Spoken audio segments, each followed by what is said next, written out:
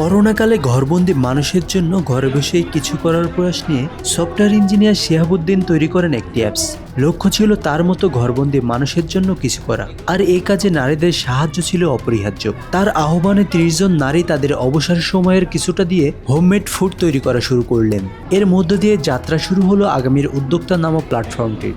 এখন 8 শতাধিক নারী কাজ করছেন এই প্ল্যাটফর্মের সঙ্গে। 2020 সাল থেকে আমাদের এই প্ল্যাটফর্মে যাত্রা শুরু।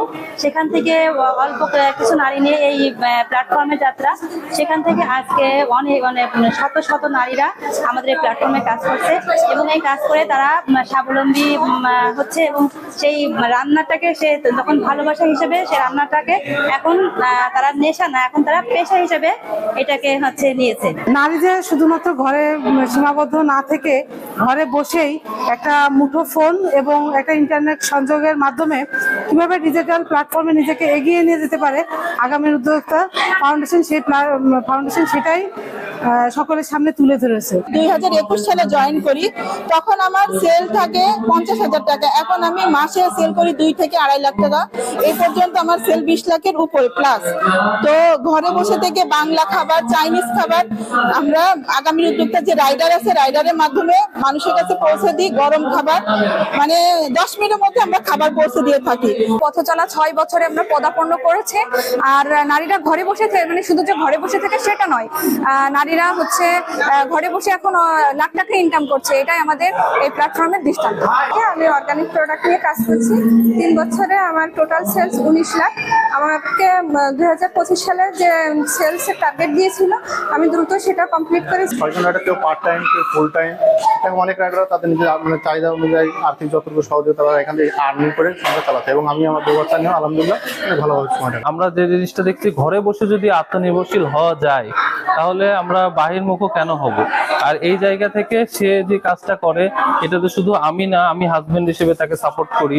অবসর সময়কে কাজে লাগিয়ে অর্থ উপার্জন সম্ভব এবং নারীরাই সেটা পারে। এটা বোঝার সাথে সাথে বাড়তে থাকে সদস্য সংখ্যা। কেউ রান্না করা খাবার বা পিঠাফুলি, কেউ বা খাঁটি গোড়া মরিচ, হলুদ, চাউলের গুঁড়া, গুড়, পাটালি, কেউ বা আবার তৈরি করছেন কেক। বিভিন্ন ধরনের খাবারের পসরা প্রস্তুত কয়েক মাসের মধ্যেই। এতে নারীরাও যেমন স্বাবলম্বী হয়েছেন, পরিবার থেকেও পাচ্ছেন সহযোগিতা। তাদের তৈরিকৃত জিনিস গ্রাহকের ঠিকানায় পৌঁছে দেওয়ার জন্য কর্মসংস্থান হয়েছে অনেক ছেলেদেরও।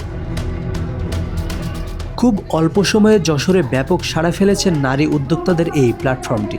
এবছর ফাউন্ডেশনটির ইনকাম প্রায় 2.5 কোটি টাকা, আর শুরু থেকে এখন পর্যন্ত 6 কোটি টাকারও বেশি উপার্জন করেছে আগামীর উদ্যোক্তা।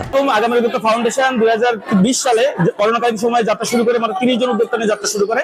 তারপর থেকে আজকে দীর্ঘ পথ চলা এই যে অর্ধযুগে পদার্পণ উৎসব আমরা পালন করলাম।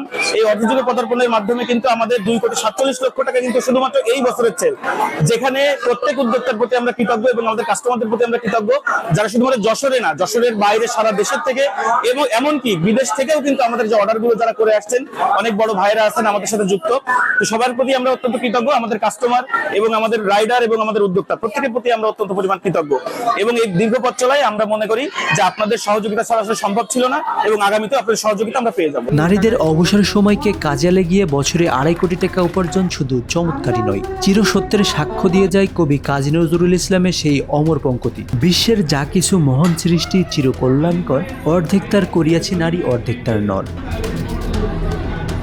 Bangla affairs news desk.